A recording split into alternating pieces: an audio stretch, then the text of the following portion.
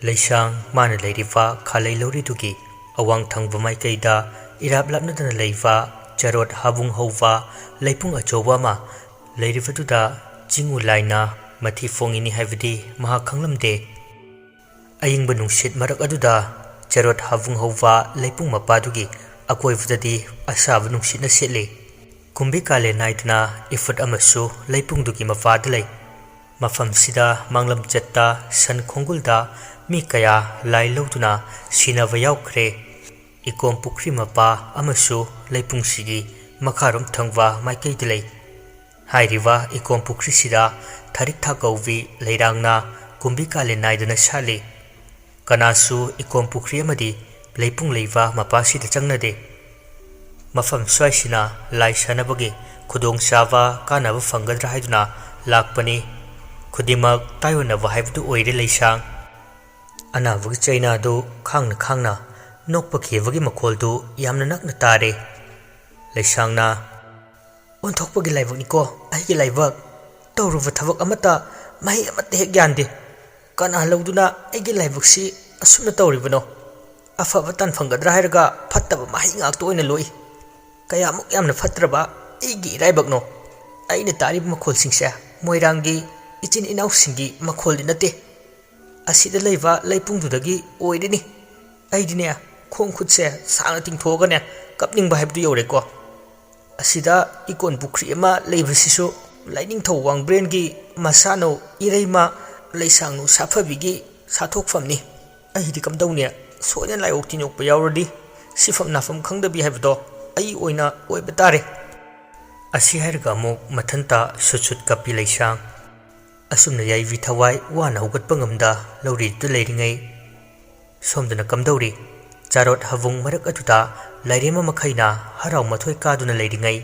चोइनौ Sana वागै Hiren थक्ता तोंग लुपागी खुमु नौरेल खुत्ता pi हिरेल माबु होंदुना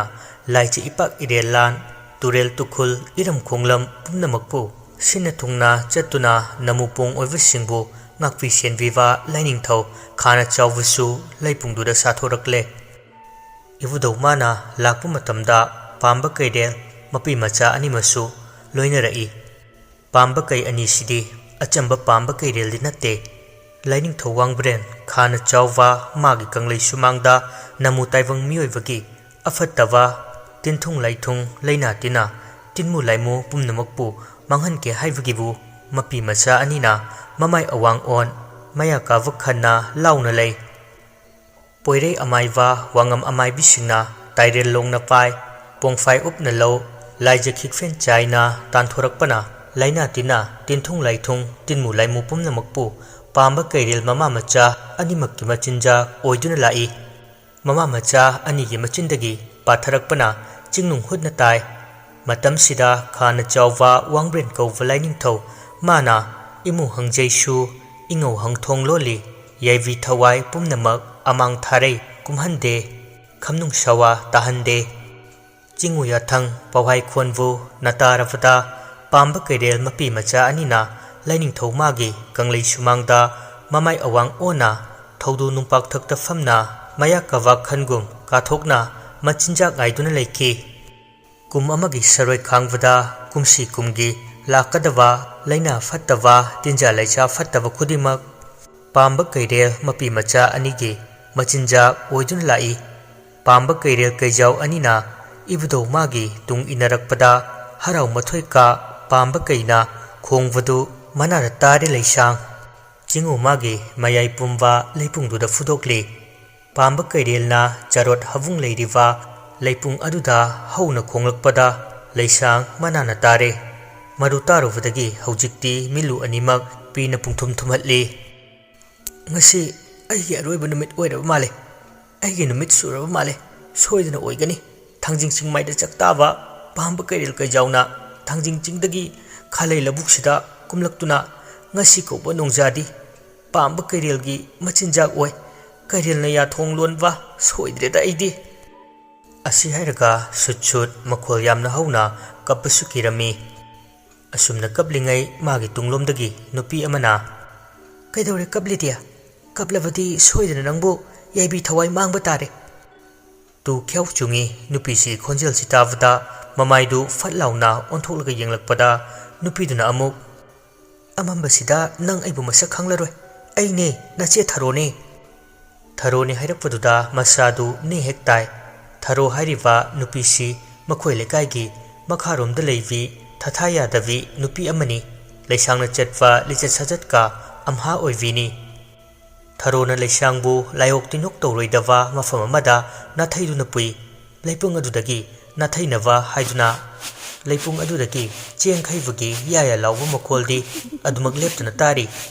makhoi anidu khara safagadaba mafam amada puna lakminai leisangdi hoi mai haiduna tumina lei leipung dudagi thorakliva makhul singdu uppa leitana manaduna adumak tari khana chawva wangren magi saroi humfumathoi adugi manungda maru oiriva saroi manga oksuva kamuva leitrengva leikhanva amadi atongva kova saroi mangana leipungda makhelangna harau mathoi ka nokpadu manana tai khunok chanok ludava saroi makhoigi nokrem haigem nava kalakva kanjawva minokni hojikti khekna launa nokwa lujadaba makholgi minok tu tavda akiu fawi leisang adubu makhol du tana fana sangnadi uchina china mapadu lanthok hore tharo amadi leisang awai khum tawnarai kariru leisang nangbu chana na ngawrabra leipung maya duda chaluiduwa nakhongna mangthiruribra haiba iche ai wakhal taaba ngamdre hai angawbiya aina haibadi laifam kankraba mafamduda kaidawbanoba nang numidang wairam changluribadu haibane o adugi oire iche phawai bilairimbi kowbu changlubani leita ko thawna leiriba nangi thawna do mafam sajana sisinarabadi nasage bi thawai mangba yana leiribani ne nang madudi khangdabra iche aidi leipung mapase lairamni haibadi khangde ho hojikti khanglaba natro hojikpudi khangle ichegi chindagi mafam sida phawai bilairimbi kowba lakpra haibabu jaibi thawai mangdribado farabani asina asi oikre ichegi maramda isu haife chifet pau kaya matai tariba pausia achumbani haina nanaudi lowi mateng pangbibagi pangbiba nanaugi mateng amata pangbidaba yadre kari mateng no haise ichena pangba ngamgadaba matengni adudi hairodana nangna panghaningliba matengdo asumna tharona hairakpa magimi oiva yani tungda lakadava kanaba mayamdu uradana larin makugi wari mayamdu lire magi mapuroivna mafam khanghandana losinkiva phawoivi kaunava thorangva imoinu kawda maipakidava mayamdu hawbudagi loi faulire tharosu larin maku haiftuda thamoida apama kalakpa maina chuba hawre saklon ani langva tharoni larin makudu nongmana traga nongmadi magisu oirakhiba yai khaladuna mateng pangvada hoi haina yanare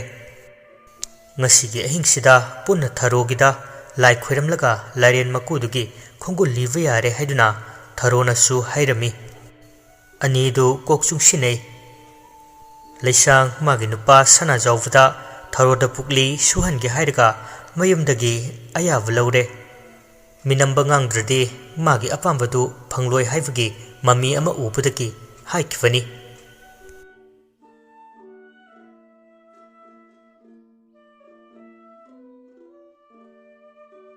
ahingi wanglen pungcha ngaina macha mawa leitravi lukhravi tharogida laira khangpok sangduda ahing yare i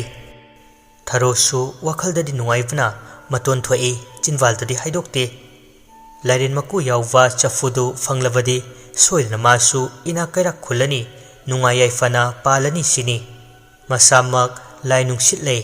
laigi maramda mamuttana chamada humpugi saruk amadi fajina khangi adubu ngasi fawada afaba thabak amatadi masada tawba haite ahing ichik hunwa matam ngaina lelakpana ahingi matam su oirakle tumduna leivi leisangbu wanglen matam chare lai khoiramnava haiduna tharona howdoi leisangsu tumlupadagi hawgalai khutta khambi maisu yauda maning thongdu hangduklaga thorai isuk sukladana imam mamladana numidang wairamdagi nong manglabani thamamba ahingdu pungmam mami anganba machet faudrawa mafamduda lamjau khonba sitwa nungsitna maning makha tamna magi matam oiduna sitli leisang amambaduda kigan khidraba mahaktu akiba fauri tharona leisang lenganu mafam amada leyo laining thau khori phaba kaugedo mangondagi matik mayai niraga chafudo launaba thaurang tauge leisangna hoi iche nanau phamkhiba mafamdagi machi lengjaroi masigi matangda nanaudi karibada khangjade iche na phanaba loina sinbiro tharo amamba maraktuda wakhongduda lep laining thau khori phababu chena thongni jarakpa onthokku matau haibdu oire mapam lamlem lamdam lamang dongda natana khoijuma tawvul ngaikhong ngakchau pukfi nambol thangtekta umang laikon oiriwa yanggoi ningthau kouwa laining thau du oina urakle namu taivangmina jingu laivu ninglaktrawa thausa wasaraktraba matamda namu taivangbu paima lingjen asau khambi mairingwa laining thau yanggoi ningthau madi khoivung thitna sawido laining thau ma vu oina urakwa lai khoiramba hobata ngai rivi tharosu akiba faure nahal nonggi thodok-sing mamitta laioiba mana mayek sengna uhalai adungai namu taivang miyoiba singna jingu laivu thausa wasaraktraba matamda jingu mana khoidau thitkhai sauravada nongmagi korau numitta laiming koloi sonduna khoyum laivu ningdawa namu taivang macha manai sing yengna laining thomana hairai korau nungmit singbum mangani chupna jingu khoyum yaibirel sidawa taivang siamba mapu magi laiming koloi sona layo namu taivang misu tinmu laimu saroi ngaroi masu achat areng pumnamak makon maran yoidagi khongleng khongchat faroi asumna jingu mana khoyum paujelavada loivi chingchauda leiva yarau sa masu laiji irol nungda leiva lemlei nga masu napi singbilakta leiva kaujing harau masu korau numit singbun mangani sudri faudi magi masai kondagi khongleng khongchatnadre laining thau yangoi ningthau mahaki ahakpa koloi maya thangbu lurel kokthong naringai malang nungsit khamkon nonglei phawna yangoi magi masai kon nakoinana sitlingai korau numit amagi tanglo leina thenglava ahingi matamda awang fakhang yoirenwa khakpa ningthau panjumwa laining thau soraelgi mapari langhai kumsing tareta masuriwa nawa kori favana pale mama haurok konthau chanu chingfurol na hoinu tamfa lairembiki mar khongulvu lige haibagi awangbu korau nongmodol thaktage malem anemwada khongumlakhi panthau mama chingu khoyum sorarena khutsinnarakwa kangjei kanghu hingjel huiren huitha dawabu samu lengda thong pale mama ge mar khongul lirakhi loivi chingjau ka laiji ikhonglan pale mama bu koichet koithi ruwagi tungda ahing tanglo athengwa nongyai ichi khunwa matamda nawa mana laining thau yanggoi ning thau magi masai kol yaurakle khongwai matam asimaktadi laining thau yanggoi madi tinmu laimu lamketwa namu taivang lamhaiwa singbu yaivi thawai lauge chairak phanghange haibagi samu makhutta longlen longjau khudum chetna pai mikup nahum singna senaraga leivu wanglen pungfamni angang nawa kori phavana lakpa ufada yanggoi ning thauna hai kanano tanglo leina thenglawa ahingi matam sida yanggoi ning thawai gi sai konda lakliwa angang nawa nangbu jingu aina laining duna korau singbu mangani nayum mongbu maran yaida lengdan layu haibadu tadabra natraga khangna aibu usitribra hayangang nawa nangi thoichatnawa na tawna aibu khoirang khoisauna halledo yanggoi aibu tangsakte ningthau aibu thawoidedo aigina ikhutsu kumja taret changna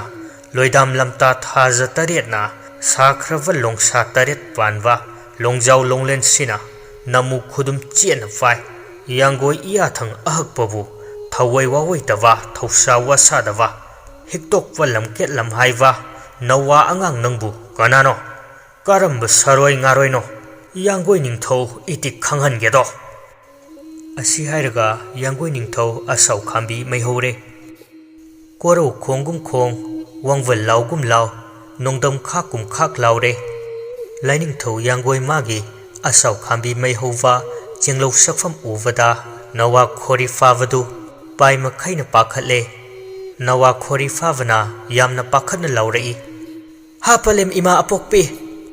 asi hairaga khangprek khangna lauramlaga kangjei kanghu hingjen huirel huitha dabu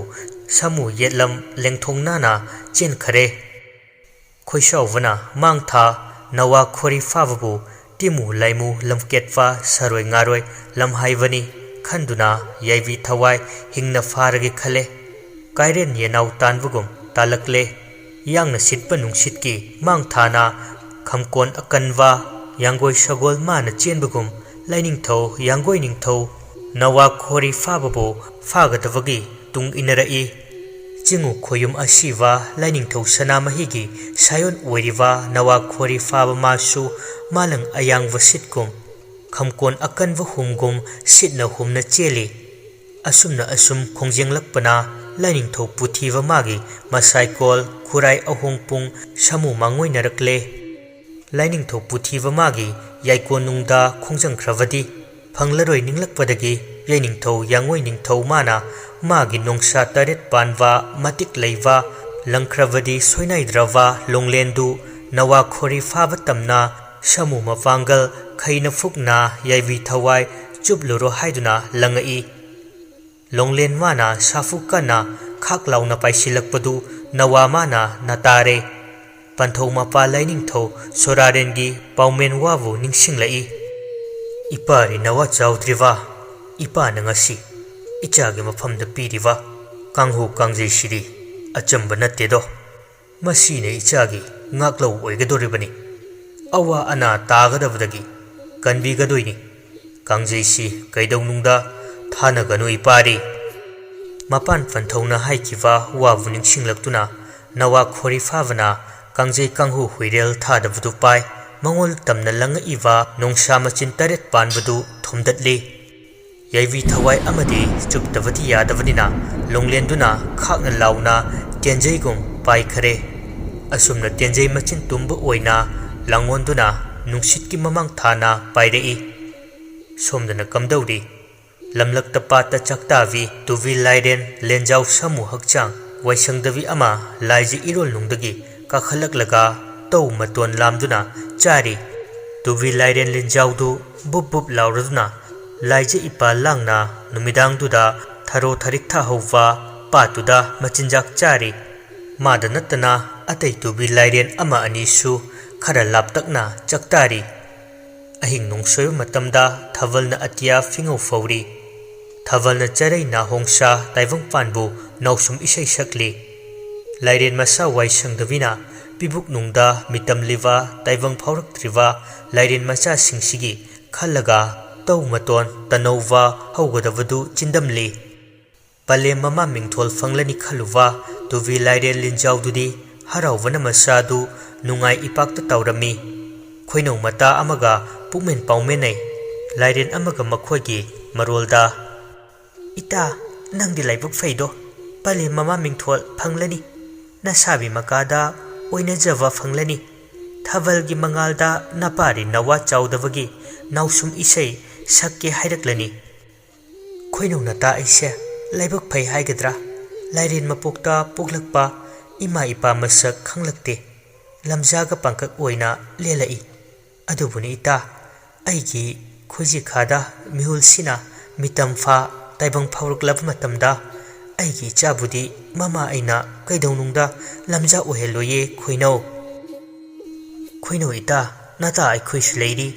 pai mapukning hanthagano nathanglen oibana iko pata chakta bachat khrabasu khoinau gi samu mateng pangnaba nata ai khoi leiri asumna wawa noktuna tubi laiden khoinau mata ani du wari sanadingai ꯂꯣꯡꯁꯥ ꯇꯔꯦꯠ ꯃꯇꯣꯟ ꯄꯥꯟꯕꯅ ꯑꯣꯟꯈꯤꯕ ꯇꯦꯟꯖꯩ ꯑꯇꯨꯝꯕꯗꯨꯅ ꯅꯨꯡꯁꯤꯠꯀꯤ ꯃꯃꯥꯡ ꯊꯥꯅ ꯄꯥꯏꯁꯤꯜꯂꯛꯂꯒ ꯏꯈꯪ ꯈꯪꯍꯧꯗꯅ ꯇꯨꯕꯤ ꯂꯥꯏꯔꯦꯟ ꯂꯤꯟꯖꯥꯎ ꯁꯥꯃꯨ ꯍꯛꯆꯥꯡ ꯋꯥꯏꯁꯪꯗꯕꯤꯗꯨꯒꯤ ꯌꯥꯏꯕꯤ ꯊꯋꯥꯏ ꯂꯧꯈꯔꯦ ꯏꯉꯥꯡ ꯄꯥꯛꯇꯛꯅ ꯁꯥꯃꯨ ꯄꯥꯟꯐꯦꯡꯅ ꯇꯦꯟꯅ ꯄꯥꯟꯕꯒꯤ ꯆꯩꯅꯥꯗꯨꯅ ꯈꯥꯡꯕ ꯉꯝꯗ꯭ꯔꯗꯨꯅ ꯑꯣꯟꯅ ꯊꯣꯏꯅ ꯈꯥꯡꯂꯤ